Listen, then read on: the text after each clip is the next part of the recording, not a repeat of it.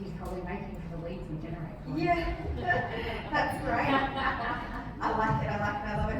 So today, we're just going to have a quick panel session with Kirsten. He knows. I will sit down, although I'm not one to sit down, but I'll sit down.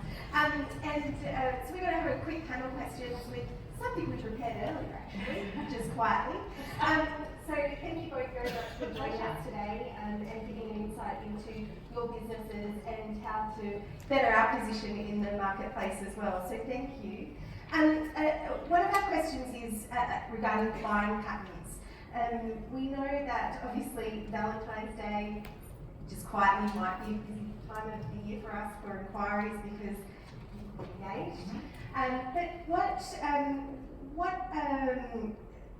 what sales months do you think, and what are the buying patterns? Is it as soon as the bride is engaged, they call us, or is it more the bride's engaged, we have to think about it, and then we might come back to you, and then we start the process? Is it the church, or is it the venue, or how does it work generally? And am I, Kirsten? Well, I love data. Oh, I like that. Okay, I love data because you know what? There's no guesswork with it. I can answer the question by saying that we use Google data a lot. So we know that there is a 5-year trend. We look at it, with peak seasons, spring, summer coming up. That Google trend for wedding venues Melbourne, or a derivative of that, we can see that it peaks specifically over January, really in the first 2 weeks of January. The Jan, Feb, March are the biggest times, and that's simply, obviously, because you've got Christmas Day, Christmas Eve, Christmas Day, New Year's Eve, New Year's Day, and then Valentine's Day. So those 5 key milestones tend to happen in a very short period of time. But as I said, we use the data to determine when we're speaking to clients, like Rod saying, Rod, we know that it's going to get busy in this time, so let's get you organised and let's get you live to do that. So we use the data also as an incentive. And Rod, would you agree that obviously, the January, February, March is a busy period, but do you see any other trends in that time with your inquiry line? I agree that'd be the peak times for inquiry. I think though, the inquiries come in sort of steadily with us. We do get a steady amount of inquiries. There is a peak period, and then there is a peak period of sales. So obviously we tend to sell out October through to April pretty quickly, and then the rest sort of follows there. And then the days that are booked out are definitely Saturday 1st, Friday 2nd, Sunday 3rd, and then it'd be for us Monday and Thursdays after that. So that in that sort of order.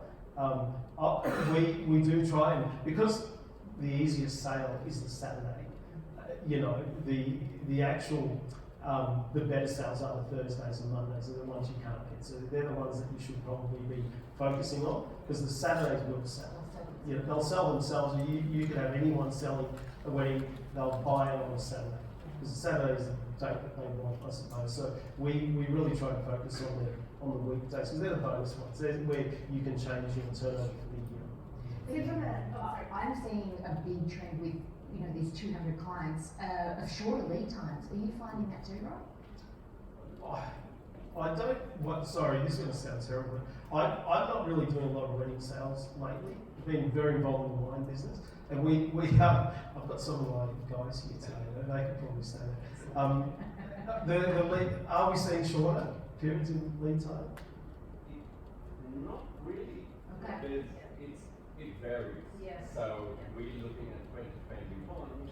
However, we just had someone book for 2 months. Yeah, sure. So Wow, that's high. Oh my gosh. Amazing. So my question, just to further elaborate on that. So we know our peak season for bride and wedding venues are that January, February, March period. When should I be? It's consistent through the year. Yeah, Just happens. for the peak period. So when should I be marketing? Like from when I'm looking at a strategy, and again the sales and marketing strategy, when should I be advertising or speaking to those clients? Is the bride getting a feeling? Are they researching, or is it research from the moment they're engaged? Can I start? Yes, please. I think you should be marketing straight away. My opinion is I've married my 3-year-old 5 times in the last week, because she loves weddings. Right, so you know, she says, "Daddy, will you marry me?" You know, so she loves weddings. Like in my opinion, I've met so many brides, you know, and I love the wedding industry as much as I haven't been involved in the wedding industry in the last few years. I mean, obviously we are at Zonzo heavily involved in weddings. I've got so much passion for it, and I was doing the wedding planning for so many years at Zonzo, and I believe that brides pick their venue well and truly before they're engaged. That's my opinion. It's not all of them, granted, you know. But I remember one story in particular where the bride got proposed to in Paris, and she goes that night they were in their hotel, and they started.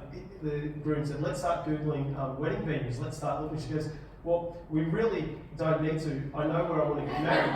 And she said, "We sent an email on the laptop to you guys." She goes, "And the time difference must have just worked." She goes, "And you replied instantly."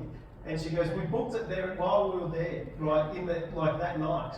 So brides really love their wedding day, obviously. It's very important, it's very special.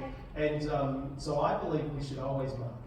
Always. And there's absolutely no reason why we wouldn't. Because if you can pick them up early and they dream of their big day with you, you just have to be there to collect the sale. So our last question for this particular panel is about the proposal document. So how relevant is the proposal? Are they still using the touch and feel of a proposal, or is it really they're looking at their online inquiry, they're looking at the online document, and that's it? Okay, so whether you print that document or whether it's digital, the first thing you have to do is get the bride in. Okay, so the power in a proposal that comes from you understanding what it is that's most important to that bride on your day. So that's where you start with questioning. What's most important to you on your day? What's the vision for your day? Because then you're taking some notes, and when you're creating that proposal, the first thing you're doing is reiterating to them, here's what you know, and you're creating this picture. I was listening, I understand. So immediately they're feeling this sense in the proposal, this is not just a document you've whacked together, it's not generic, this is for me. So tailored. It's tailored. Imagery. But it has to be tailored to each individual bride about what makes them tick. Thank you. That's what we have time for today's panel, but thank you so much again, appreciate, and something we prepared earlier. Thank you for your time, both of you today. Pleasure.